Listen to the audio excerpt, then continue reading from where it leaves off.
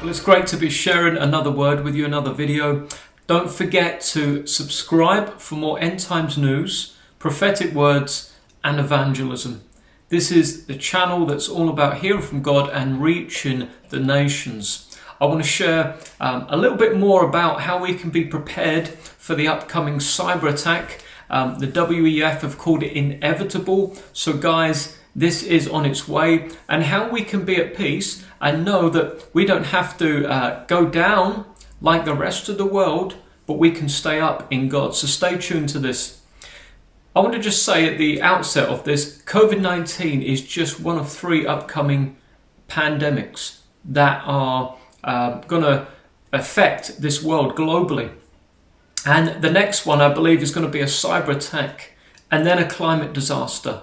And this is what the World Economic Forum have been warning us. It's there on their website for all to see. And we shouldn't be surprised at this either, because the Bible actually warns us about this. The Bible warned us 2,000 years ago that these things were going to happen. Matthew 24, 6-8 says, "You will hear of wars and rumours of wars." We never thought it'd be cyber wars though, did we? But see to it you are not alarmed. Such things must happen, but the end is still to come. Nation will rise against nation, kingdom against kingdom. There'll be famines, earthquakes in various places. All these things are the beginning of birth pains. Birth pains occur in the 3rd trimester. That's the last phase of the woman's pregnancy before the baby comes. It's a sign that the baby is on its way. We are looking forward to the arrival of a new heavens and a new earth as Christians when Jesus comes back to this earth. That's exciting, guys. That should give us such overwhelming hope in our lives, and hope that we can share with others as well. And that's why this channel exists. So these things are going to happen, and I just want us to be prepared and forewarned about the road bumps that we might encounter on the way to a new heavens and a new earth. We are in that 3rd trimester now.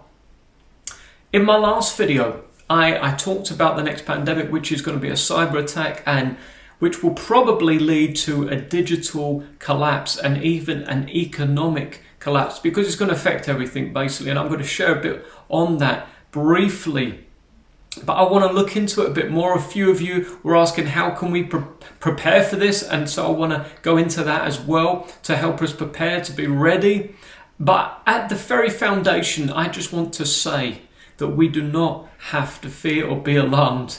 You know, Proverbs 11:8-9 says, "The righteous person is rescued from trouble, and it falls on the wicked instead." You've got to remember that. With their mouths, the godless destroy their neighbours, but through knowledge, the righteous escape. I'm hoping that this video today is just giving you a little bit more knowledge as to how you can escape from all that's being planned in the world in places that we can't see right now. And so I found this website that I feel is quite helpful for us, and it talks about prepping. I never saw myself as a prepper, but I think preparation is key for anything in life. It always keeps us one step ahead of what we might face. So the big question is, before I go into how to be prepared, is how long should we be anticipating this? When could this potentially come? And if we look at the last pandemic and when it was announced, or not announced, but it was prepared for with a simulation exercise, it was 6 months between the training simulation project and the actual event where the world went into lockdown, where it was announced officially by the Worldwide Health Organization. And I've been told that there is another simulation coming up in July of this year, so next month. And if you do the maths, if it's going to be the same as last time, I'd say we're looking at the end of the year, 2021, in December. So guys, if anything, be prepared for the end of the year. Don't get alarmed, don't get fearful, don't get into a panic, but be prepared, be wise, be smart. Think about how you can invest. Think about how you can put some stuff away to see you through a potential time. And you're probably thinking, how long could this last?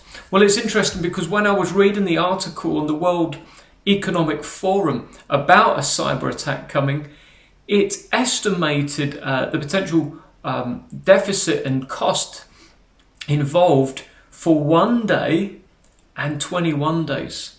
So when I saw 21, I thought that's interesting, because 21 days is the time it takes generally to break a habit, to change a mindset. And I thought that's really interesting. So I wouldn't be surprised if something was to take place, because for an economic collapse through a digital shutdown to take place, it's going to cost over $1 trillion to the economy. So I don't think it's going to be for a prolonged period of time, but I think the effects of it could have long-lasting effects and implications. So I would say, and this is just my own thoughts, be prepared for 21 to 31 days of being off the grid, not having access to electricity, potentially water or clean water unless you've stored it up, and certainly not your phone, laptop or TV, that's for sure. That's just something that we can put into the back of our minds to be prepared for. And you're probably thinking, why? Why is this all going on? Why is this happening? Guys, it's all about centralized control. It's all about a monopoly of power. One person or one organization being in the center, taking center stage, having the power, calling the shots. Look at COVID-19. One voice emerged as the official voice, and that was the World Health Organization. And if you give advice that's contrary, then you're warned against it, because they are the official party to give their advice on this viral pandemic. So that's what it's about. And the Bible again clearly tells us that there's going to be this one world government, and it's going to set the stage for one world leader, which we know is the Antichrist. So okay, let's go into the cyber attack and how we can be prepared. What are the consequences? Just briefly, according to this website that I looked at: identity theft, fraud, extortion, malware, farming, phishing, spamming, that kind of stuff. Stolen hardware such as laptops, mobile devices, denial of service and distributed denial service attacks, breach of access, password sniffing. I've never heard of that, but now I have. System infiltration, website defacement, private and public web browser exploits, and instant messaging abuse. And it goes on. And how does it affect us? How does a cyber attack actually affect us as citizens of our nations? Well, it's not just a random thing. Rather, it can affect, if it's big enough, the whole economy, because our utility grids are all linked up digitally. Even our transportation systems are so reliant now on computers. We live in a digital age, and you have to understand that this is why this is happening, because it's the Great Reset. Everything's being reset so it can be rebuilt. And the powers out there, the global powers and elites, they want a new digital age. That's where the money's going to be. That's where the power's going to be. It used to be agriculture. If you owned land, you owned people, you owned, the places, you had the power. And then it moved to the Industrial Revolution. And if you were a head of a company or an industry and you were making things, you had power. But now it's shifted. It's all about the digital age. So what's going to happen is everything's going to get shut down. It's going to break down. But then a centralized institution, organization, voice is going to arise, and it's going to have the control of digital resources. And that's why we have to go through this, guys. But as I keep saying, don't fear, don't panic. God will bring us through it. Amen. Unscathed. We can have plenty in times of famine. Keep saying that to yourself.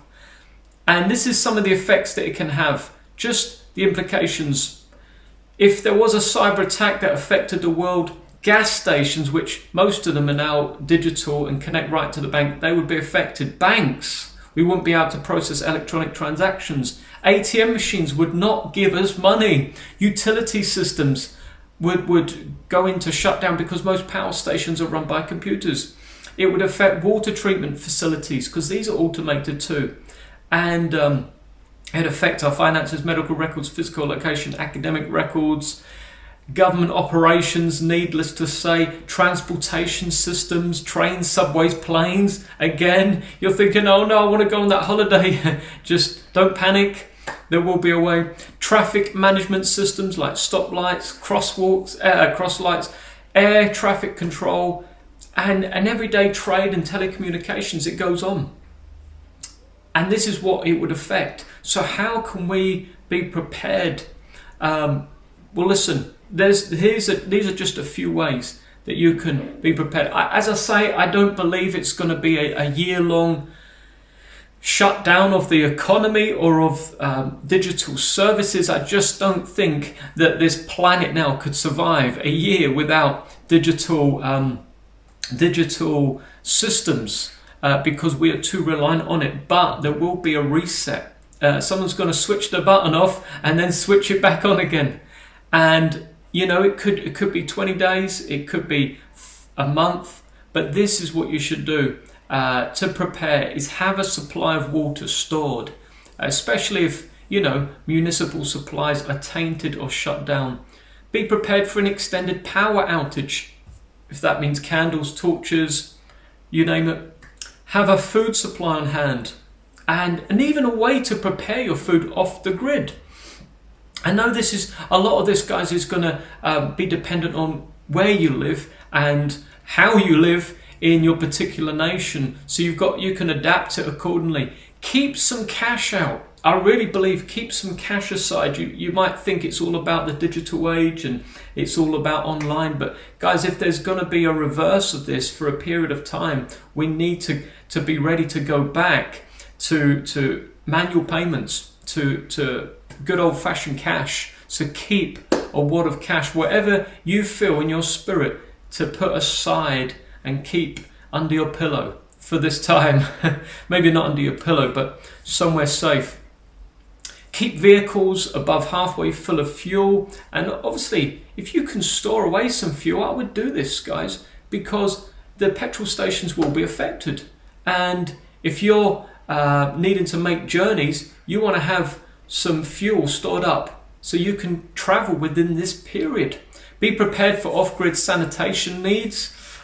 I don't know how that looks in practice, but be prepared. Invest in some communication devices like ham radio or other types of, you know, radio options. Be ready to hunker down at home and be ready to defend your home, protect your home.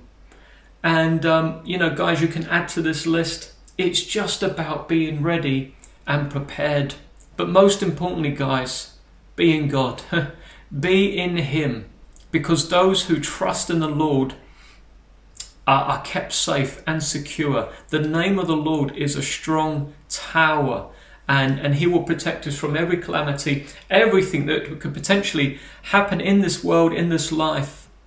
And what I found really interesting when I read the article was that they're saying the next pandemic, the Cyberattack, it's going to have COVID-like implications and effects. And what they're going to do is seek a digital vaccine for affected devices. I thought that was really interesting. It's all about getting the right vaccine to fix things. You know, I have to say right now, my trust is in the Lord and in Jesus Christ. And if you've never put your trust in Him before, please don't leave it for another day, because you don't know if this day is your last. Okay? Put your faith in Jesus Christ while there is time, while you have a chance to do that. And I just want to say, watch Israel. They led the way with the vaccines for COVID-19. They were one of the first nations to come out of lockdown, and they certainly vaccinated more of the population than any other country. I'm not critiquing whether that's a good or bad thing. I'm just saying that's what they did. It's just a fact. And watch for Israel.